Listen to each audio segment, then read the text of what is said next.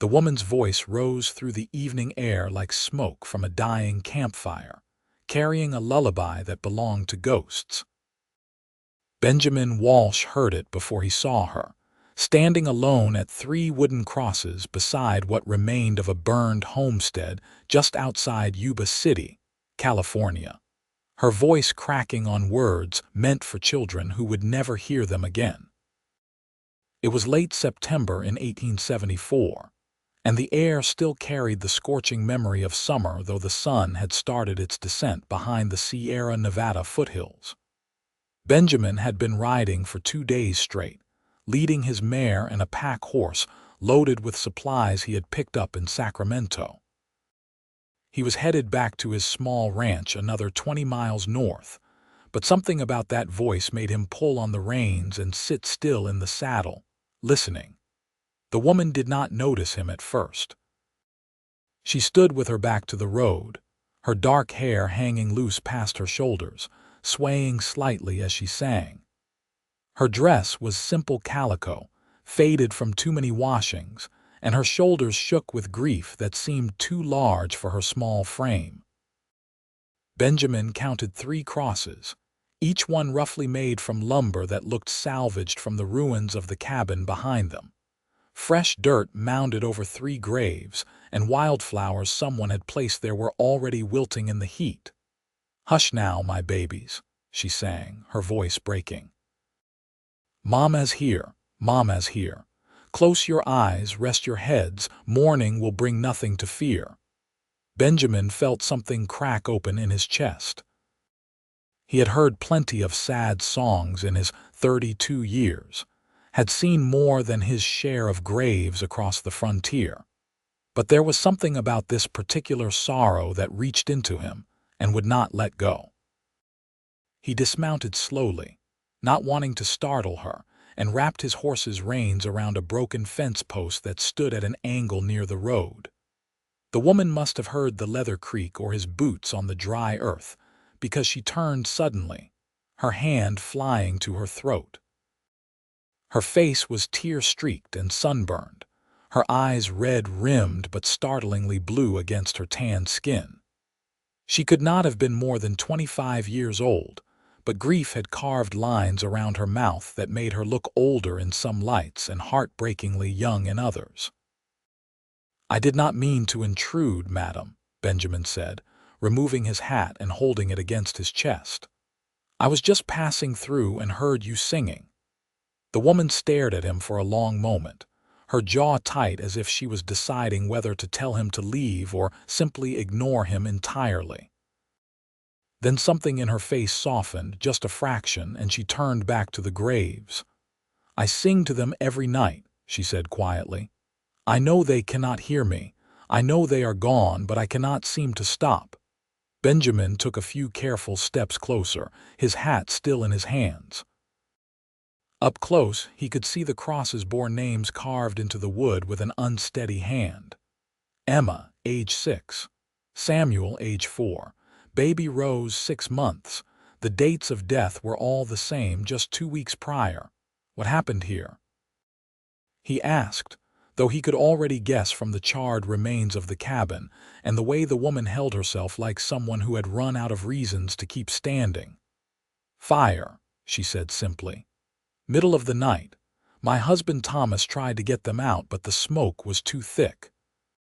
He went in after Emma and Samuel, got them to the door, but he breathed in too much.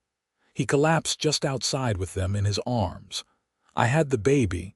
I ran out first because she was crying. I thought Thomas was right behind me." Her voice went flat, emotionless, as if she had told this story so many times in her head that it had lost all meaning. "By the time I put Rose down somewhere safe and went back, the roof had caved in. I pulled Thomas out, pulled the children out, but they were already gone. All of them. The baby died 2 hours later from the smoke. I could not save any of them." Benjamin felt the words settle heavy in his gut. He had no response that would not sound hollow, no comfort that would matter against a loss like that.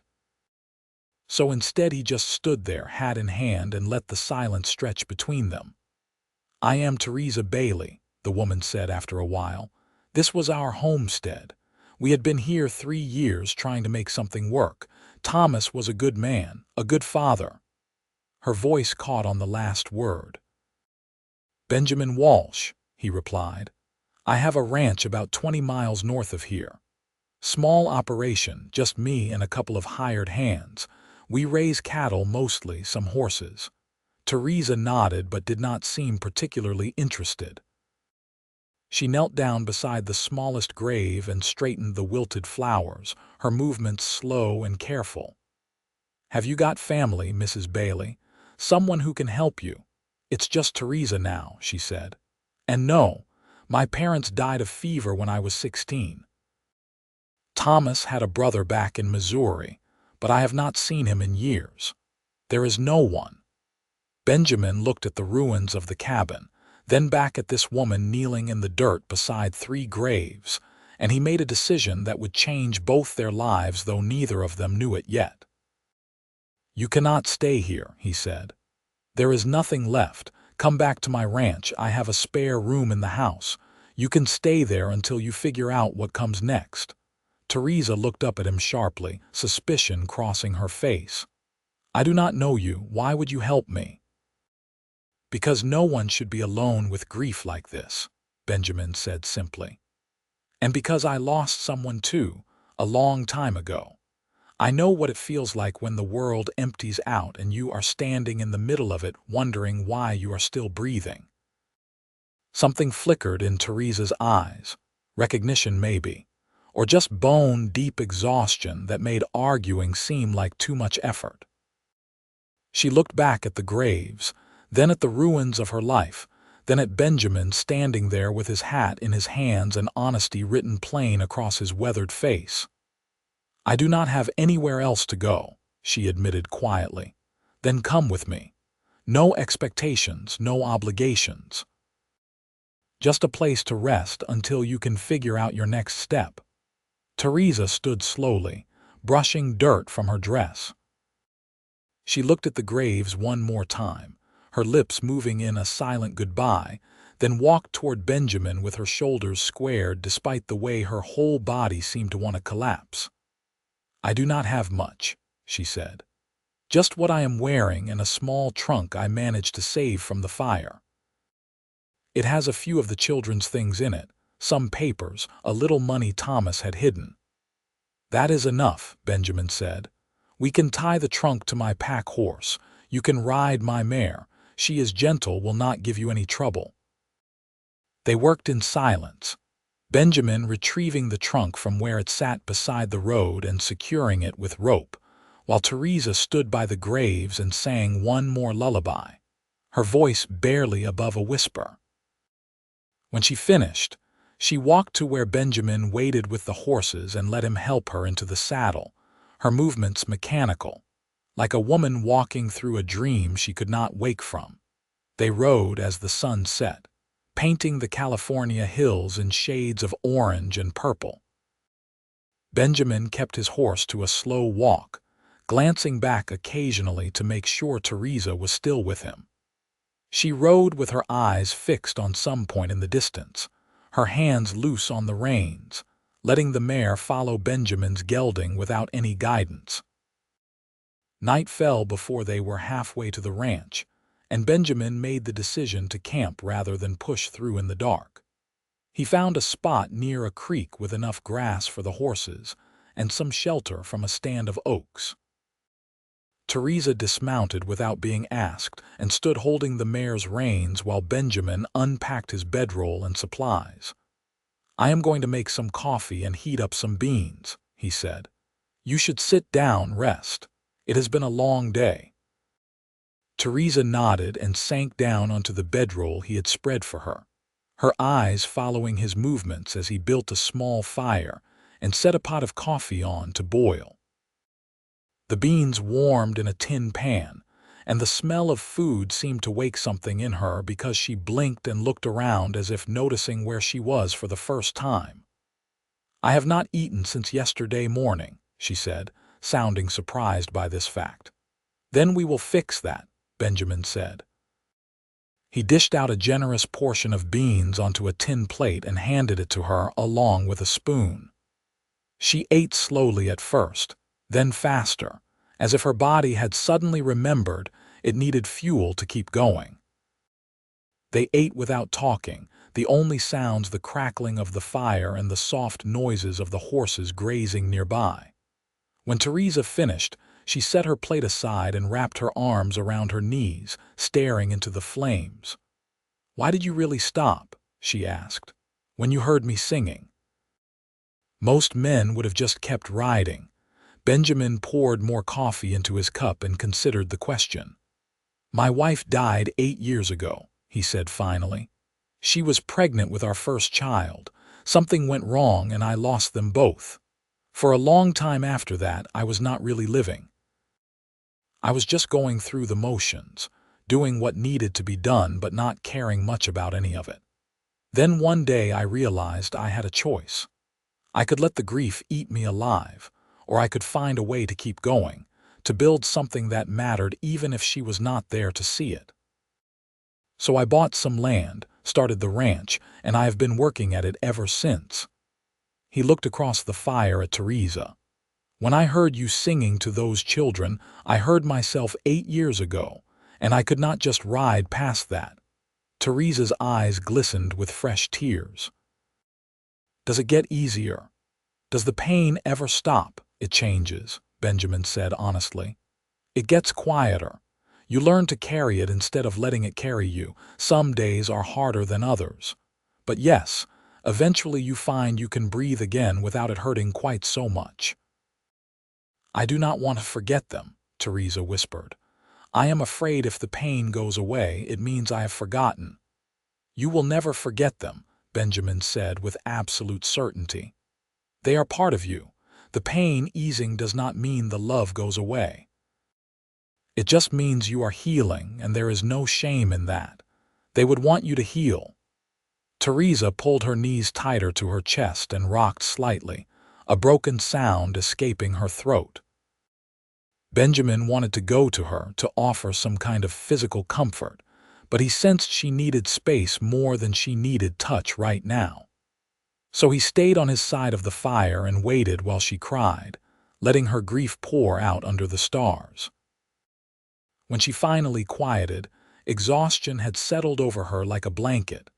Benjamin handed her his bedroll and took hers for himself, arranging it on the far side of the fire to give her privacy. "Sleep," he said gently. "I will keep watch. We will reach the ranch by noon tomorrow." Theresa lay down without argument, curling on her side facing the fire. Within minutes, her breathing had evened out into sleep, though even in rest her face looked troubled. Benjamin sat with his back against a tree trunk, his rifle across his knees, and watched the fire burn low while he thought about the woman sleeping across from him, and the promise he had made without saying the words out loud. He would help her find her way back to the living. He would give her time and space and whatever else she needed, and he would not expect anything in return. The night passed slowly. Benjamin dozed off and on, jerking awake at every small sound until he finally gave up on sleep entirely, and just sat listening to the creek and the horses and Theresa's quiet breathing. When dawn started to lighten the eastern sky, he built up the fire and made fresh coffee, and the smell of it woke Theresa. She sat up slowly, her hair tangled and her face creased from the blanket, looking lost until she remembered where she was and why. "Morning," Benjamin said, offering her a cup of coffee. "Morning," she replied, her voice rough from sleep and crying.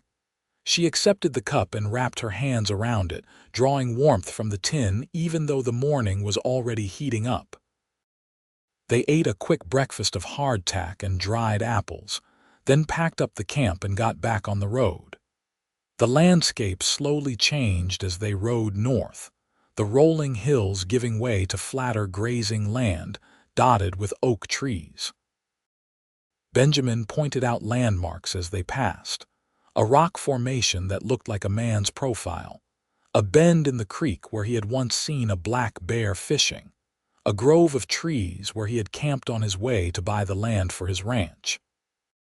Theresa listened but said little, still wrapped in her grief like a heavy coat she could not take off. Benjamin did not push her to talk. He just kept up a steady stream of quiet commentary, filling the silence without demanding anything from her. They reached the ranch just after midday, as Benjamin had predicted.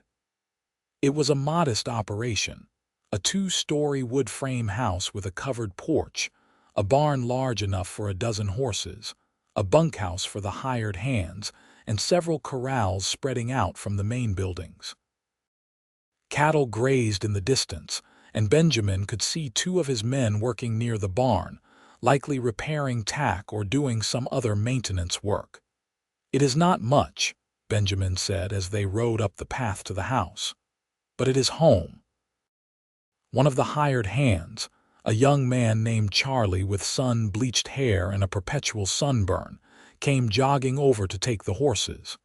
He looked curiously at Theresa, but had the good sense not to ask questions. "Good to have you back, boss," Charlie said. "Everything has been quiet.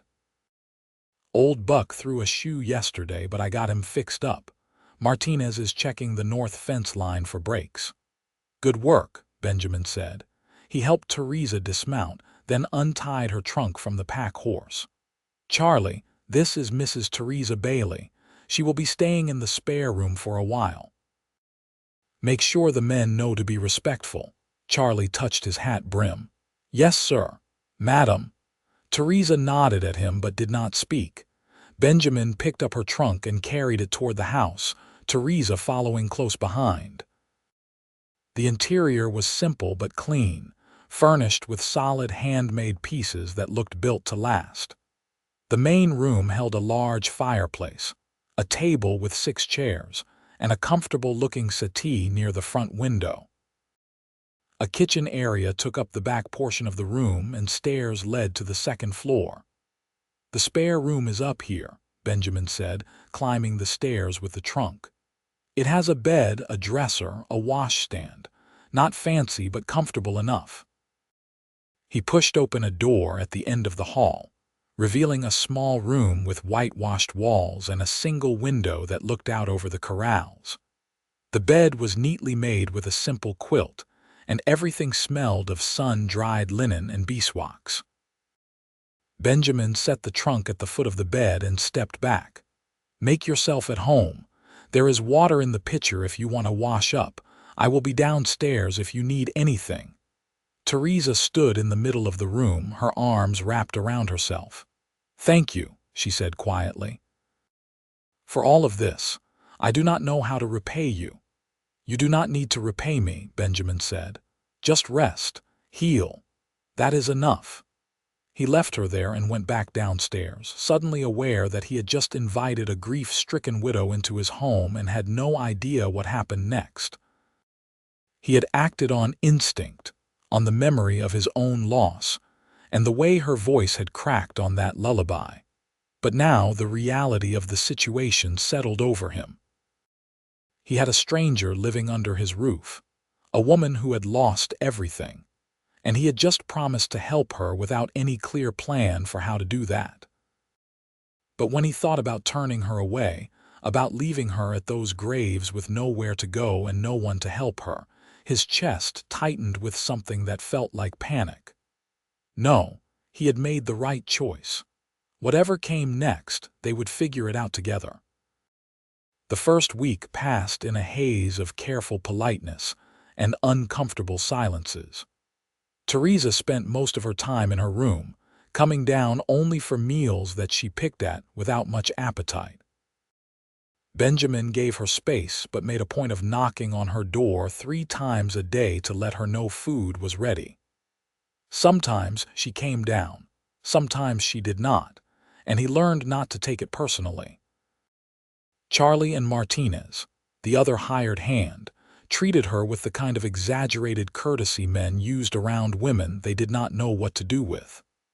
They tipped their hats, mumbled "madam" whenever they saw her, and made themselves scarce otherwise. Benjamin appreciated their discretion, even as he worried about how isolated Theresa seemed. On the 8th day, he was working in the barn when he heard singing. It was so faint at first he thought he had imagined it, but when he stopped hammering the nail he had been driving into a loose board, he heard it again. That same lullaby, coming from somewhere outside. He found Theresa sitting on the porch steps, her knees drawn up and her arms wrapped around them, singing to the empty air in front of her. Her eyes were closed, tears streaming down her face, and she rocked slightly as she sang the words about babies sleeping and morning coming soon. Benjamin's first instinct was to leave her to her grief, but something made him walk over and sit down on the step beside her instead. He did not touch her, did not interrupt, just sat and listened while she sang. When she finished, she opened her eyes and looked at him, not surprised to find him there. "I cannot stop," she said. "Every evening I hear their voices. Emma would always fight bedtime, trying to stay up just a little longer. Samuel would make me sing it 3 times before he would settle. Rose would fall asleep after the first verse, her little hand wrapped around my finger." "Tell me about them," Benjamin said. "What were they like?" Theresa took a shaky breath. Emma was curious about everything, always asking questions. Why is the sky blue? Where do the birds go at night? How far away are the stars? She wanted to know how the world worked. Samuel was gentle, loved animals more than people sometimes. He would bring home injured rabbits and birds, insisting we had to help them. Rose was just starting to smile, that big gummy smile babies have. She had Thomas's eyes. "They sound wonderful," Benjamin said. "They were my whole world," Theresa whispered. "And now they are gone and I do not know how to be in a world without them." Benjamin understood that feeling better than she knew. "After my wife Caroline died, I felt like someone had cut the strings holding me together. Everything that made sense before just stopped making sense. I did not want to eat or sleep or work. I just wanted to follow her wherever she had gone." "What stopped you?" Theresa asked. "Honestly, I am not sure. Maybe stubbornness. Maybe fear that if I gave up it would mean her death did not matter. Maybe just the fact that my body kept working even when my heart did not. I got up every morning because morning came whether I wanted it to or not.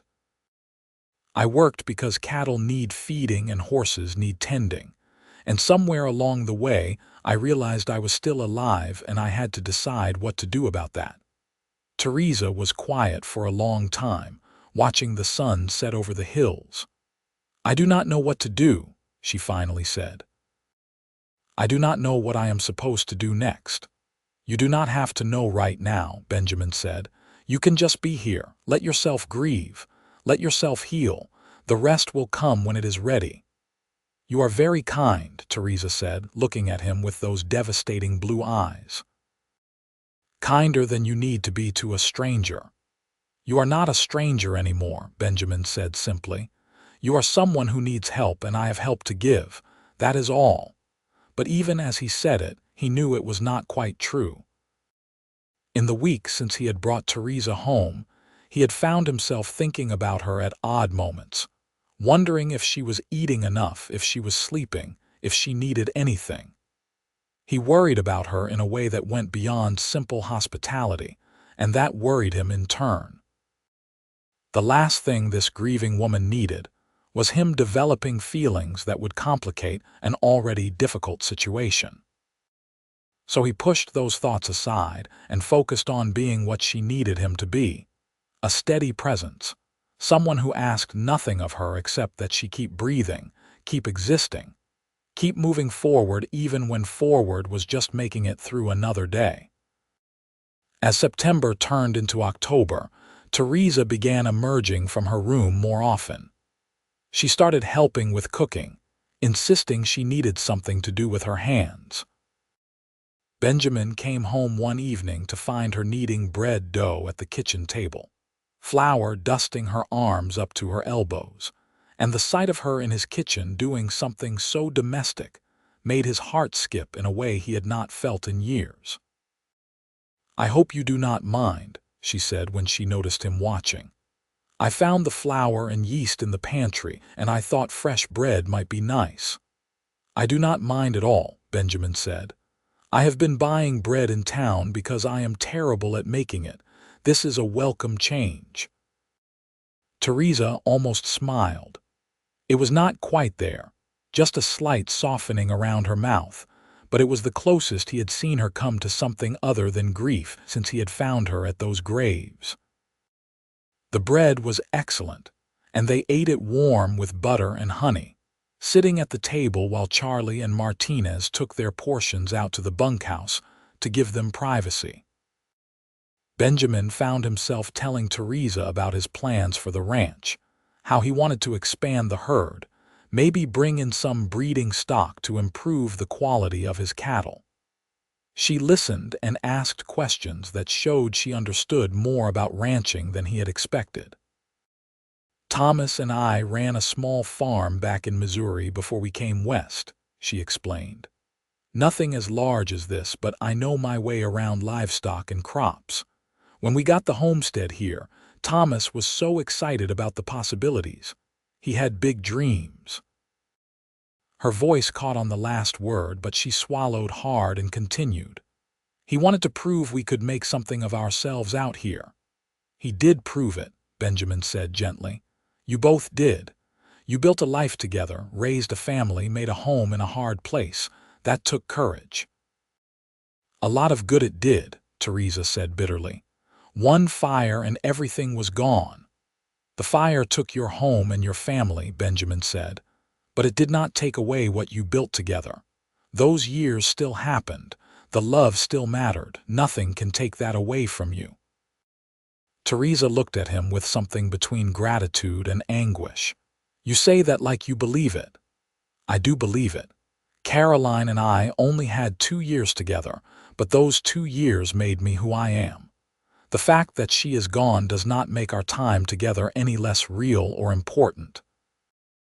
"Do you still miss her?" "Every day," Benjamin admitted. "But it does not hurt the way it used to. Now it is more like she is a part of me, woven into everything I do. When I make decisions about the ranch, I think about what she would have wanted. When I see something beautiful, I wish I could share it with her. She is gone, but she is not really gone. Does that make sense?" "It does," Theresa whispered. "I feel them with me sometimes. Emma's curiosity in every question I ask myself. Samuel's gentleness when I am kind to one of the animals. Rose's sweetness in moments of unexpected joy. If I let myself feel it, they are still here in small ways." "Then hold on to that," Benjamin said. "Let them be part of how you move forward instead of part of what is holding you back." They talked late into the night, the conversation ranging from memories of lost loved ones to plans for the future, to silly observations about the ranch hands and their quirks. Benjamin found himself laughing for the first time in weeks, and when Theresa laughed too, a small rusty sound like she had forgotten how, he felt something warm unfurl in his chest. After that night, things shifted between them. Theresa took on more responsibilities around the house, cooking and cleaning and even helping Benjamin with the ranch accounts when she discovered he was terrible at keeping his books organized. She had a head for numbers and a practical approach to problem solving that Benjamin found invaluable. Within a month, she had reorganized his entire record-keeping system and identified several places where he was losing money unnecessarily. "You need to sell these older steers before winter," she said one evening, pointing at the ledger. "They are eating resources without providing value. Take them to market now while prices are still decent, then use that money to buy younger stock in the spring." Benjamin looked at the numbers she had laid out and realized she was absolutely right. "How did you learn to do this?" "My father was a banker before he died. He taught me bookkeeping when I was young. Thomas used to joke that I was better at managing money than he was." The mention of her husband's name still brought pain to her eyes, but it was a quieter pain now, one she could speak through. As October gave way to November, the weather turned cooler and the ranch work shifted to preparing for winter. Benjamin spent long days mending fences, checking on the cattle, and making sure they had enough feed stored up for the cold months ahead. Theresa often packed him lunch and brought it out to wherever he was working, staying to talk while he ate. One afternoon, she found him in the north pasture fixing a section of fence that had been knocked down by a fallen tree. She brought bread and cheese and apples, and they sat on the ground with their backs against the tree trunk, eating and watching the cattle graze. "Can I ask you something?" Theresa said after a while. "Anything? Why have you never remarried? After Caroline died, I mean. It has been 8 years." "You must have had opportunities." Benjamin considered the question carefully. "I suppose I never met anyone who made me feel like I wanted to try again. After Caroline, the thought of opening myself up to that kind of loss again just seemed impossible. It was easier to focus on the ranch, to build something concrete instead of risking my heart." "And now?" Theresa asked, her voice quiet. Benjamin looked at her, this woman who had come into his life singing a lullaby to ghosts, who had been broken and was slowly piecing herself back together. He saw the way the sunlight caught in her dark hair, the strength in her delicate hands, the sharp intelligence in those blue eyes that had seen too much sorrow. And he realized with a start that somewhere along the way, he had started falling in love with her. "Now I think maybe I was wrong," he said carefully. "About it being easier to avoid risk. Maybe the point of living is to keep opening yourself up to possibilities even when you know they could hurt you." Theresa held his gaze for a long moment, and Benjamin saw something flicker in her expression, recognition maybe, or the first stirrings of feeling something beyond grief.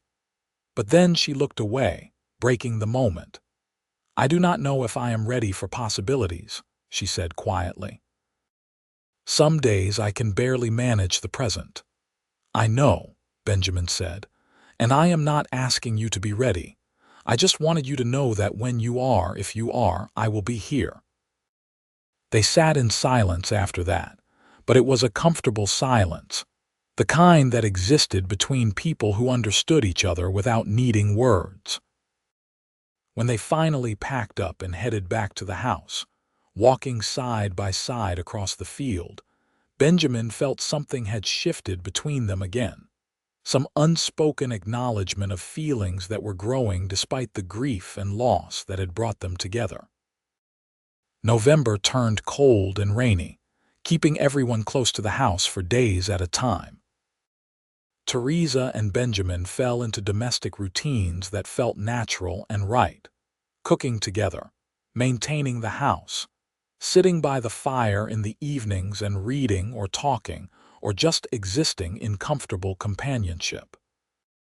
Charlie and Martinez had taken to eating in the bunkhouse most nights, sensing that their boss and his house guest needed privacy, even if neither of them had said so explicitly. One evening when the rain was coming down hard enough to drum against the roof, Theresa was darning socks by the firelight while Benjamin worked on oiling a saddle that needed repair. The domesticity of the scene struck him suddenly, how right it felt to have her here, how much fuller his life had become since she arrived. "I have been thinking," Theresa said without looking up from her work, "about what I want to do next." Benjamin's hand stilled on the saddle leather. "And what have you decided?" "I want to stay here," she said quietly. "If you will have me, not forever necessarily, but for a while longer. I know I cannot keep accepting your charity without contributing something more substantial. So I was thinking I could help run the house properly, manage the accounts, maybe even help with some of the lighter ranch work. You could pay me a fair wage for housekeeper and bookkeeper, and I would have a place to be while I figure out my future." Benjamin set down the saddle and looked at her. You do not need to earn your place here, Theresa. You are welcome to stay as long as you want, no strings attached. But I want to contribute, she insisted, finally meeting his eyes.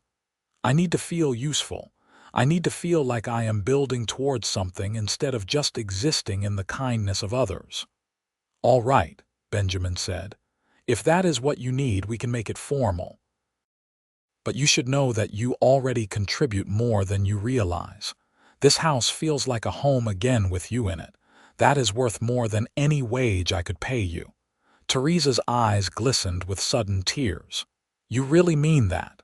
I really do. She set down her darning and crossed to where he sat, and for the first time since he had met her, she reached out and touched him deliberately, placing her hand on his shoulder. Thank you, Benjamin, for everything, for hearing me that day at the graves, for bringing me here, for giving me time to heal. I do not know where I would be without you. Benjamin covered her hand with his own, feeling the warmth of her skin through the fabric of his shirt. I am glad I stopped, he said simply. I am glad you are here. They stayed like that for a moment, hands touching, eyes locked, something unspoken passing between them. Then Theresa pulled away and returned to her chair, picking up her darning with hands that trembled slightly. Benjamin watched her for a moment longer, then went back to oiling the saddle, but his mind was racing and his heart was beating faster than it had any right to. December brought the first real cold snap, frost on the ground in the mornings and ice forming at the edges of the water troughs. Benjamin and his hired hands worked hard to keep the livestock fed and watered, breaking ice and hauling hay and checking for any animals in distress. It was brutal work, and Benjamin came home every night exhausted and half frozen. Theresa took to having hot coffee waiting for him, and sometimes a bath drawn in the big copper tub they kept in the kitchen near the stove. The first time Benjamin came home to find the tub filled and steaming, he had been almost moved to tears by the thoughtfulness of it. You do not have to do this, he said. I know, Theresa replied. I want to. She would disappear upstairs while he bathed, giving him privacy, but the intimacy of the gesture was not lost on either of them. She was caring for him in a way that went beyond household duties, and they both knew it. One particularly brutal evening when Benjamin came home nearly hypothermic after spending hours in a sleet storm searching for a missing calf, Theresa took one look at him and practically shoved him toward the tub. His hands were shaking too hard to undress himself properly, and after watching him struggle with his buttons for a moment, she crossed to him with determination in her eyes. Let me help, she said quietly. Benjamin started to protest, but the cold had seeped so deep into his bones that he could barely form words. Theresa unbuttoned his shirt with efficient movements, not looking at his face, treating it like a practical necessity rather than anything improper. She helped him peel off the wet layers until he was down to his union suit, then turned her back while he stripped that off and climbed into the hot water. The heat was almost painful at first, but gradually it seeped into his frozen muscles and he felt human again. Theresa kept her back turned but stayed in the room, talking to him about mundane things, the bread she had baked that morning, a letter she had received from Thomas's brother in Missouri, the way Charlie and Martinez had been arguing good-naturedly about the best way to shoe a horse. Her voice washed over him like the hot water, warming him from the inside out. When he finally climbed out of the tub, she handed him a towel without turning around, and he wrapped it around his waist before telling her it was safe to look. She turned and studied him with a critical eye, looking for signs of frostbite or hypothermia. Your hands are still blue, she said, taking them in hers and chafing them gently. And your lips. Sit by the fire. I will bring you hot food and more coffee. Benjamin did as he was told, wrapping himself in a blanket and sitting as close to the fire as he could get. Theresa brought him soup and bread and stayed nearby while he ate, refilling his coffee cup and watching him with worried eyes. "Did you find the calf?" she asked. "Yes, stuck in a ravine. Managed to get her out and back to her mother, but it took longer than it should have." "You could have died out there," Theresa said, her voice sharp with something that sounded like fear. "But I did not," Benjamin pointed out gently. "But you could have." She knelt beside his chair, looking up at him with fierce intensity. "You are the only person I have left in this world, Benjamin Walsh. I cannot lose you too." The words hung between them, heavy with implication. Benjamin reached out and tucked a strand of hair behind her ear, his fingers lingering against her cheek. "You are not going to lose me," he said quietly. "I am not going anywhere." Theresa leaned into his touch, closing her eyes. Promise me you will be careful out there." "I promise." She opened her eyes and looked at him, and Benjamin saw everything he had been feeling reflected back at him in her gaze. Love, fear, hope, longing, all tangled up with grief and healing and the courage it took to try again after loss. "Theresa," he began, but she pressed her fingers to his lips. "Not yet," she whispered. "I am not ready yet, but soon, I think soon." Benjamin kissed her fingers gently, then let her pull away. She stood and busied herself with cleaning up the kitchen, but the air between them had changed, charged with the electricity of feelings finally acknowledged even if not yet acted upon. Christmas came, and Benjamin found himself wishing he had something special to give Theresa. He was not much for shopping, and Yuba City did not offer many choices, but he rode into town anyway a few days before Christmas and spent an hour in the general store trying to find something that felt right. He finally settled on a beautiful shawl, deep blue like her eyes, made of soft wool that would keep her warm through the winter. He also bought peppermint sticks and oranges and a small bottle of real vanilla extract because he knew she loved to bake, and it was hard to come by out here. On Christmas morning, he woke to the smell of cinnamon and sugar and followed his nose downstairs to find Theresa pulling rolls from the oven, her face flushed from the heat and her hair tied back with a ribbon. "Merry Christmas," she said, smiling at him. It was a real smile, the first fully unguarded one he had seen from her, and it made her whole face light up. "Merry Christmas," he replied, unable to take his eyes off her. They ate the sweet rolls with coffee, and then Benjamin presented her with the wrapped shawl and the other small gifts. Theresa's eyes went wide when she unfolded the shawl, running her fingers over the soft wool. "Benjamin, this is too much," she protested. "It is not nearly enough," he said. "Not for everything you have done for me for this place." "I have something for you too," Theresa said shyly. She pulled a wrapped package from behind the settee and handed it to him. Inside were 2 new shirts, beautifully made with even stitching and pearl buttons. "I made them from fabric I bought in town a few weeks ago. I noticed all your good shirts were getting threadbare." Benjamin was genuinely touched. The shirts were finely crafted, better than anything he could have bought, and the fact that she had made them with her own hands meant more than any store-bought gift ever could. "They are perfect," he said. "Thank you." They spent the day together, just the two of them since Benjamin had given the hired hands time off to visit family or friends. They cooked a small turkey and roasted vegetables, and Theresa made a pie from dried apples that was the best thing Benjamin had ever tasted. They ate and talked and laughed, and when evening came, they sat by the fire with mugs of hot cider and watched the flames dance. "This is the first day since the fire that I have felt truly happy," Theresa said quietly. "I did not think I would ever feel happy again." "I am glad you are here," Benjamin said. "I cannot imagine spending this day any other way." Theresa set down her cider and turned to face him fully. "Benjamin, I need to tell you something." His heart started beating faster. "All right. "I am in love with you," she said simply. "I do not know when it started exactly. Maybe when you sat beside me that first day I sang on your porch. Maybe when you drew me a bath because you were worried about me caring for you. Maybe it was 100 small moments that added up to something I can no longer ignore. I know it has not been very long. I know I am still healing from losing my family.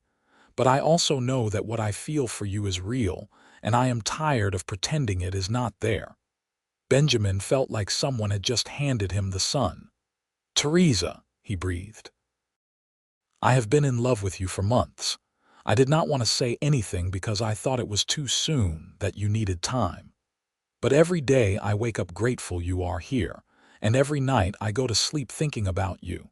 You have brought my life back to color after years of gray." "Kiss me," Theresa whispered. Benjamin did not need to be asked twice. He leaned forward and captured her lips with his, gentle at first, then deeper when she responded by wrapping her arms around his neck and pulling him closer. She tasted like apples and cinnamon, and kissing her felt like coming home after a long journey. When they finally broke apart, both breathless, Theresa was crying.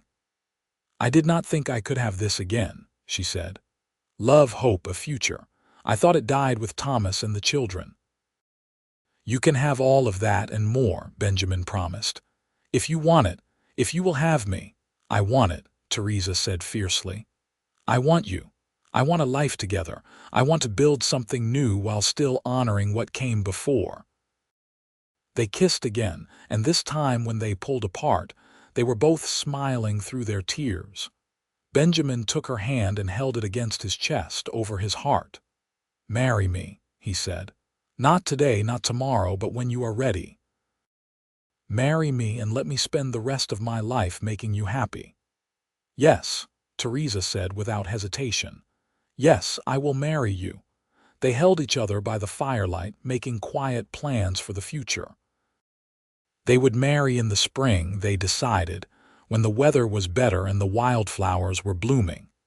It would be a small ceremony, just them and a few witnesses, something simple and heartfelt. And after that, they would build a life together, running the ranch, maybe eventually having children if Theresa felt ready for that again. "I do not want to replace Emma and Samuel and Rose," Theresa said carefully. "If we have children, they will be their own people, not replacements for who I lost." "I understand," Benjamin said. "And I would never expect you to forget them. They will always be part of you, and that means they will be part of us." As winter melted into spring, Theresa and Benjamin's relationship deepened. They were openly affectionate now, stealing kisses when they thought no one was looking, holding hands across the dinner table, falling asleep together on the settee after long evenings by the fire. Charlie and Martinez were not surprised when Benjamin announced the engagement, both of them offering congratulations and teasing him good-naturedly about finally settling down.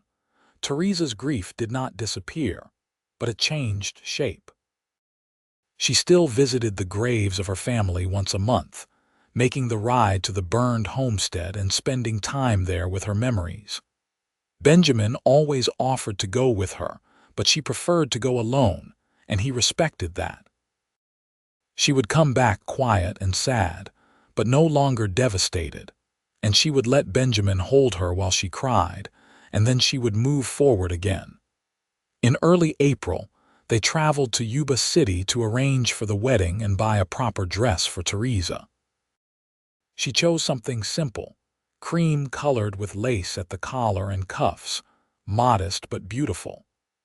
Benjamin bought a new suit and felt ridiculous and proud at the same time when the tailor measured him and promised it would be ready in 2 weeks. They set the date for the first Saturday in May, and in the days leading up to it, the ranch buzzed with activity. Charlie and Martinez cleaned and repaired everything they could find, determined to make the place look its best. Theresa cooked and baked, preparing food for the small gathering they were planning. Benjamin found himself nervous in a way he had not expected, worried about everything going right, wanting the day to be perfect for her. The morning of the wedding dawned clear and beautiful, the sky a brilliant blue and the hills covered in wildflowers. They held the ceremony in the yard outside the house, with a traveling preacher who served the scattered ranches and homesteads in the area. Charlie and Martinez stood as witnesses, along with a couple from a neighboring ranch who had become friends with Theresa. Theresa looked breathtaking in her cream dress, her dark hair pinned up with small white flowers woven through it. Benjamin felt his throat get tight when he saw her walking toward him, her eyes shining with love and hope and a joy that had seemed impossible just months ago. The ceremony was simple and heartfelt. They exchanged vows they had written themselves, promising to love and support each other, to build a life together while honoring the past, to be partners in all things. When the preacher pronounced them husband and wife, Benjamin kissed Theresa thoroughly enough to make Charlie whistle and everyone else laugh. They celebrated with a meal that Theresa had spent days preparing, roasted beef and fresh bread and vegetables and several pies. There was music too, Martinez playing a guitar he had brought from the bunkhouse and Charlie joining in with a harmonica, filling the air with cheerful melodies. Benjamin danced with his new wife under the open sky, holding her close and feeling like the luckiest man alive. As the sun set and their guests departed, Benjamin carried Theresa over the threshold of the house, making her laugh with delight. They had decided to turn the spare room where she had been staying into a proper office for the ranch accounts and move her belongings into Benjamin's room, their room now. That night, they lay together in the big bed, Theresa's head on Benjamin's chest, his arm wrapped around her shoulders. "I never thought I could be this happy again," she murmured. "Thank you for not riding past me that day." "Thank you for singing loud enough for me to hear," Benjamin replied, kissing the top of her head. They made love slowly and tenderly, learning each other, giving and receiving comfort and pleasure in equal measure.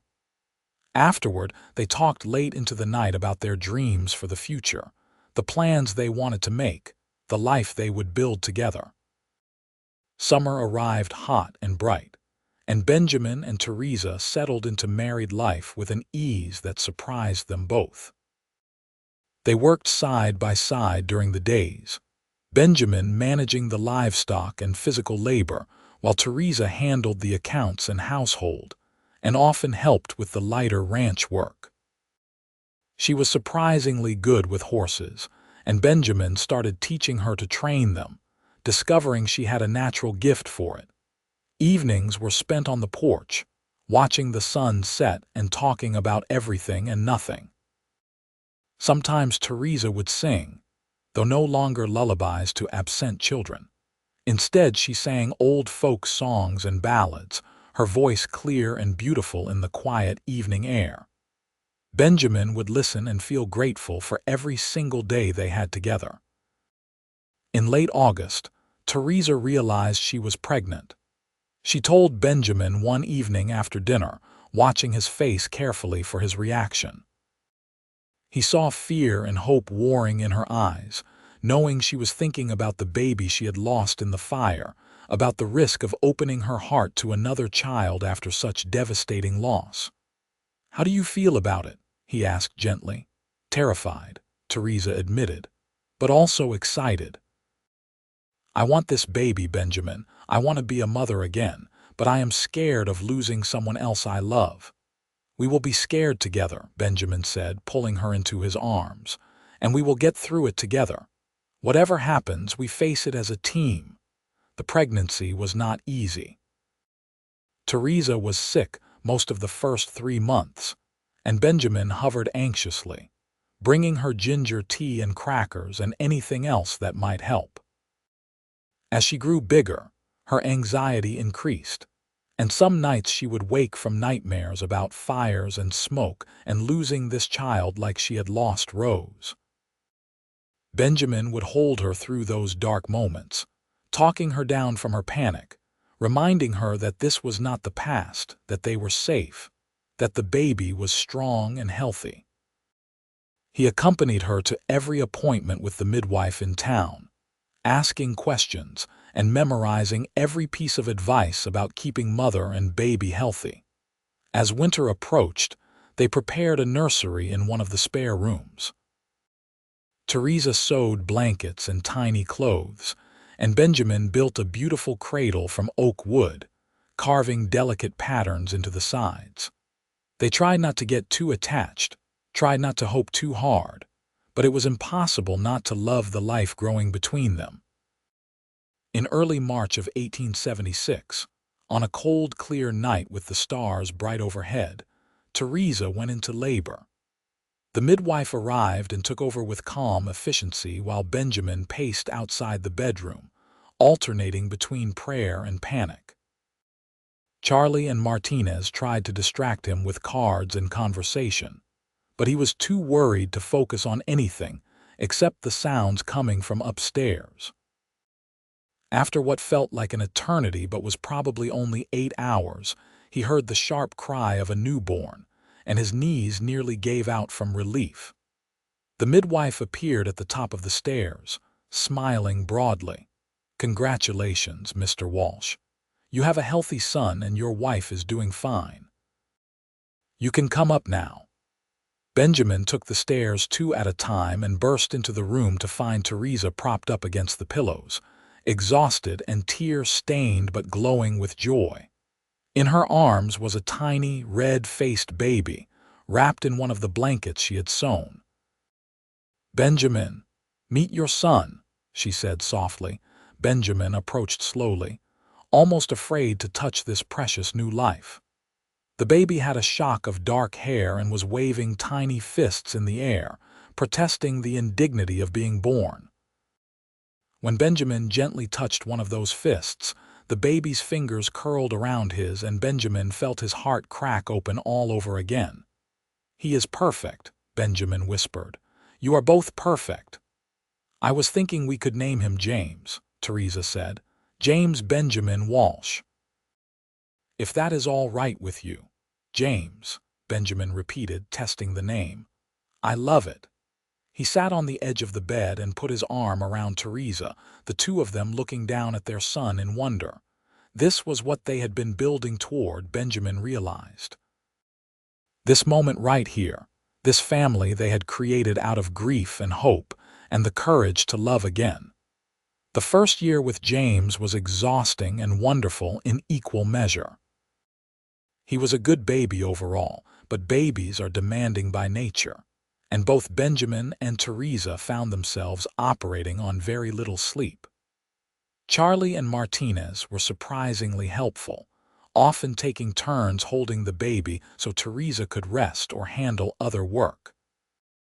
Theresa was a wonderful mother, patient and loving but also practical.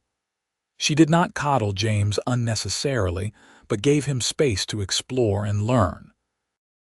Benjamin loved watching her with their son, seeing the way her face lit up when James smiled, the gentle way she soothed him when he cried, the fierce protectiveness that flared whenever she thought he might be in any danger. On the first anniversary of their wedding, Benjamin gave Theresa a gift he had been working on for months. It was a painting, something he had commissioned from an artist in Sacramento. It showed Theresa standing at 3 crosses with wildflowers in her hands, but instead of being alone, Benjamin stood beside her now, and at their feet a small boy played among the flowers. "I wanted you to have something that honored where you came from while showing where you are now," Benjamin explained, as Theresa stared at the painting with tears streaming down her face. "Emma and Samuel and Rose will always be part of your story.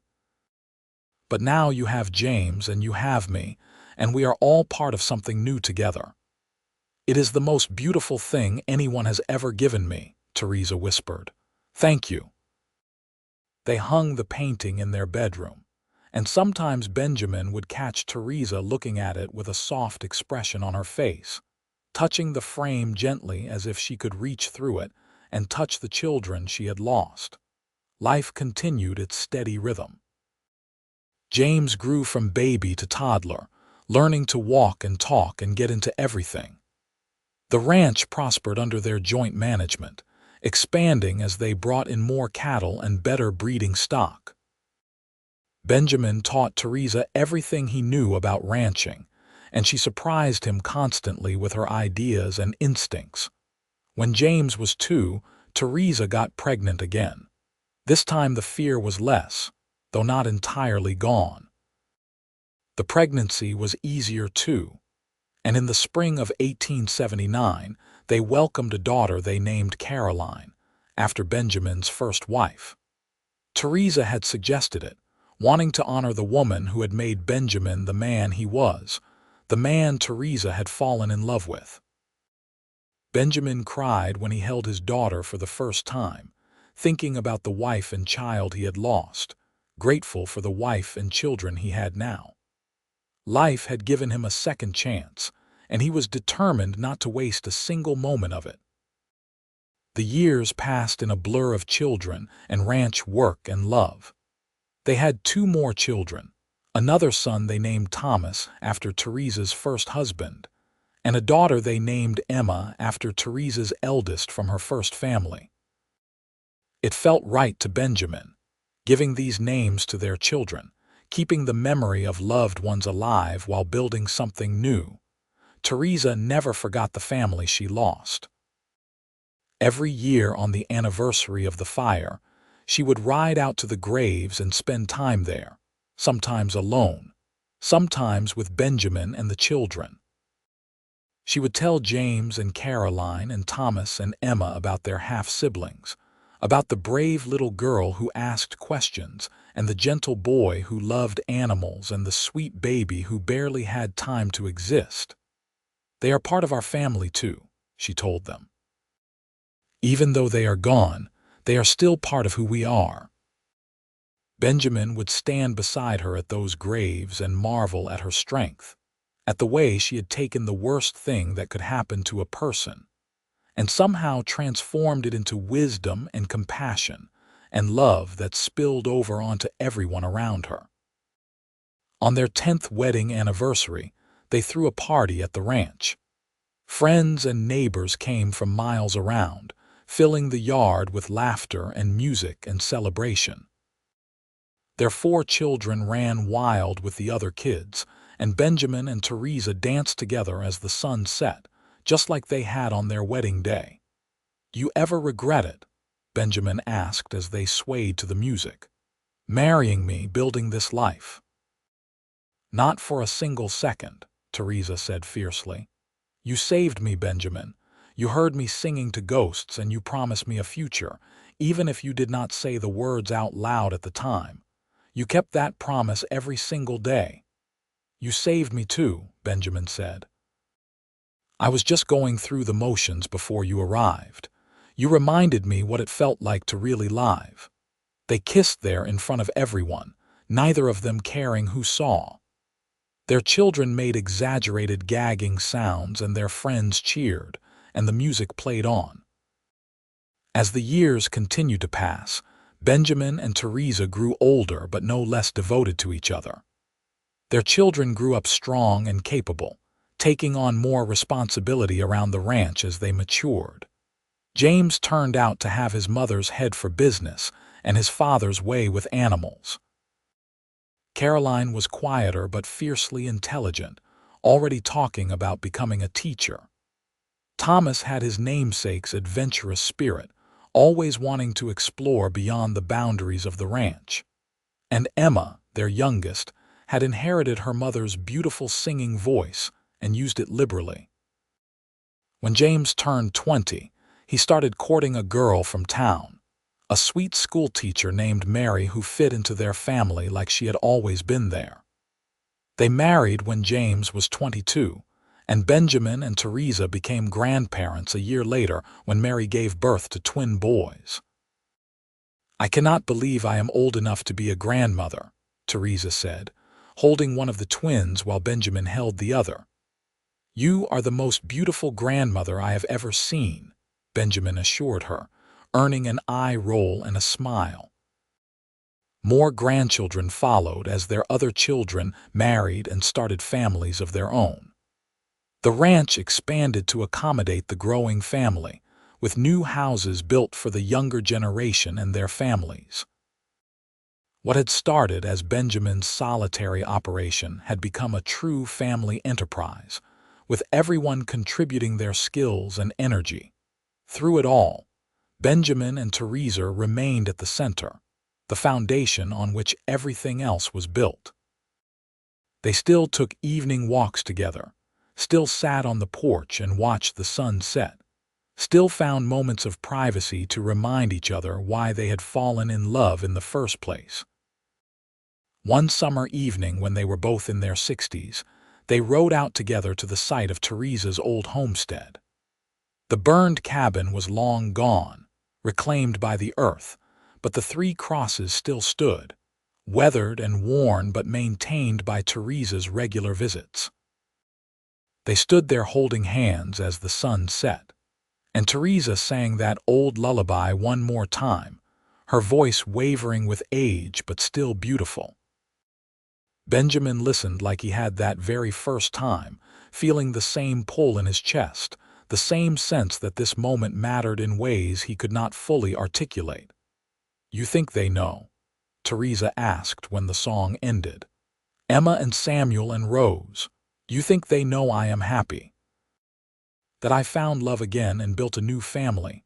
I think they know," Benjamin said, "and I think they are glad. No parent wants their children to suffer forever. They would want you to heal, to love, to live." "I like to think they sent you to me," Theresa said softly. "That they knew I needed someone and they made sure you heard me singing that day." "Maybe they did," Benjamin agreed. "Or maybe it was just luck. Either way, I am grateful every single day that I stopped." "I am grateful you listened," Theresa said. "And I am grateful you kept the promise you made without knowing you were making it." "What promise was that? To give me a future, to give me children again, to give me love and hope and reasons to keep going." Benjamin pulled her close, this woman who had changed his life, who had taken his empty house and filled it with laughter and love and family. "That was the easiest promise I ever kept." They rode back to the ranch as darkness fell, the lights from their house visible from miles away, warm and welcoming. Their children and grandchildren were waiting for them, gathered for the weekly family dinner they still maintained no matter how busy everyone got. As they dismounted and walked toward the house, Benjamin looked around at everything they had built, this life they had created out of ashes and grief, and the courage to try again. The ranch was thriving, their children were happy and healthy, their grandchildren were growing up surrounded by love and possibility. "We did good," he said to Theresa. "We did very good," she agreed, squeezing his hand. They walked inside together, into the noise and warmth and chaos of a large family gathering. Emma was already at the piano, playing while several of the grandchildren sang along.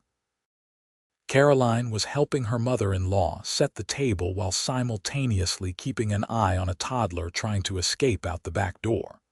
Thomas was deep in conversation with James about expanding into horse breeding. Mary was bouncing a crying baby while trying to pour wine for the adults. It was loud and messy and imperfect and absolutely beautiful. After dinner, when the children had been put to bed and the adults were sitting around with coffee and conversation, one of the grandsons climbed into Theresa's lap and asked her to sing. She hesitated, then caught Benjamin's eye across the room. He nodded encouragingly, and she launched into a lullaby, not the sad one from her past but a new one, something hopeful and sweet about stars and dreams and morning light. The room gradually quieted as everyone stopped to listen, and Benjamin watched his wife singing to his grandson and felt the circle complete itself. She had been singing to ghosts when he found her, her voice full of grief and loss. Now she sang to a new generation, her voice full of love and hope and all the tomorrows they had built together. When the song ended and the grandson had drowsed off to sleep in her arms, Theresa looked at Benjamin across the room and smiled. That same smile that had first broken through her grief all those years ago. The smile that had told him healing was possible even after the worst loss imaginable. Benjamin smiled back, his heart full of gratitude for the woman who had taught him that it was never too late to start over, that love could bloom even in the hardest soil, that the human heart was capable of healing if you gave it time and patience and the courage to try. Years continued to roll by, bringing the changes that time always brings. Benjamin and Theresa grew older, their hair turning silver, their movements slower but their love undimmed. They passed more responsibility to their children, trusting them to carry on what had been built, but they remained active in the life of the ranch and the family for as long as they were able. Eventually, the day came when Benjamin's health began to fail. He had lived a hard life, and his body was finally wearing out. Theresa nursed him through his final illness with the same fierce devotion she had brought to everything else in their life together, never leaving his side, holding his hand through the pain and the fear. "I am not ready to leave you," Benjamin said one evening when they both knew the end was approaching. "I know," Theresa said, tears streaming down her face.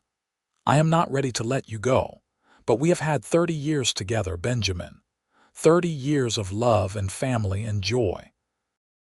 That is more than most people get. That is more than I ever hoped for when you found me at those graves. Promise me you will be all right," Benjamin whispered. "Promise me you will not stop living just because I am gone." "I promise," Theresa said. "You taught me how to survive loss and come out the other side. I will grieve you, but I will not let the grief destroy me. I have too many reasons to keep going, too many people who need me. Our children, our grandchildren, they all need their mother and grandmother. I will be here for them."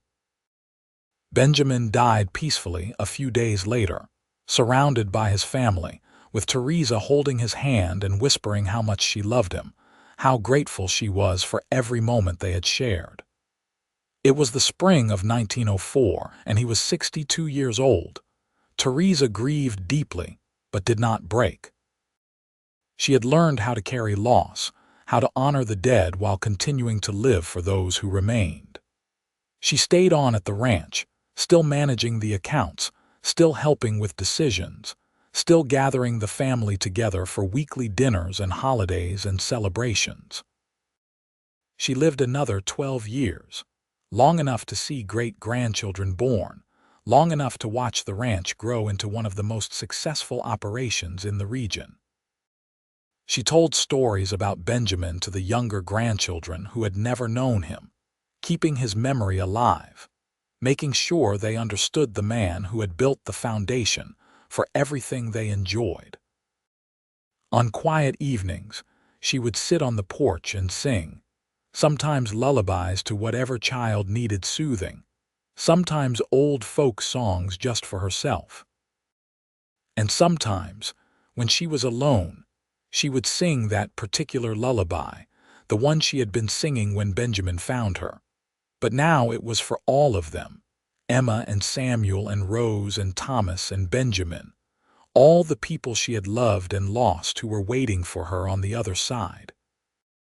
When Theresa died peacefully in her sleep at the age of 67, her children buried her next to Benjamin on a hillside overlooking the ranch, with a view of the Sierra Nevada in the distance and wildflowers growing all around. At her funeral, Emma sang the lullaby her mother had sung so many times, and there was not a dry eye among the huge gathering of family and friends. But the story did not end there, because the life they had built together continued. Their children kept the ranch running, passing it to their children, who passed it to theirs. The name Walsh became synonymous with quality cattle and horses in Northern California, and the family remained close-knit and loving, maintaining the traditions Benjamin and Theresa had established. Every year on Theresa's birthday, the family would gather at those graves on the hillside, and someone would sing that lullaby, keeping the memory alive, honoring the woman who had lost everything and found the courage to build something new, honoring the man who had heard a stranger singing and had stopped to offer hope. And sometimes, on quiet evenings when the wind blew just right across those hills, people swore they could hear singing, a woman's voice carrying an old lullaby through the air, peaceful now, no longer filled with grief but with contentment and love and the satisfaction of a life well lived and promises kept. The woman was singing a lullaby to no one, and the cowboy listened and promised her children she would survive, she would heal, she would love again. He gave her more children to cherish, more reasons to sing, more joy than she had thought possible. And together, they built something that lasted far beyond their own lives, a legacy of love and family, and the courage to keep going even when the world tries to break you. Their story became the foundation story for generations of the Walsh family, told and retold, embellished and remembered, a reminder that even in the darkest moments, hope can find you if you let it, that love can bloom in the most unlikely circumstances, that the human spirit is capable of remarkable resilience if given the right support and the right companion to share the journey. The ranch still stands today, run by the great-great-grandchildren of Benjamin and Theresa Walsh, and on the hillside overlooking it all, two graves rest side by side, their markers worn by time but still legible.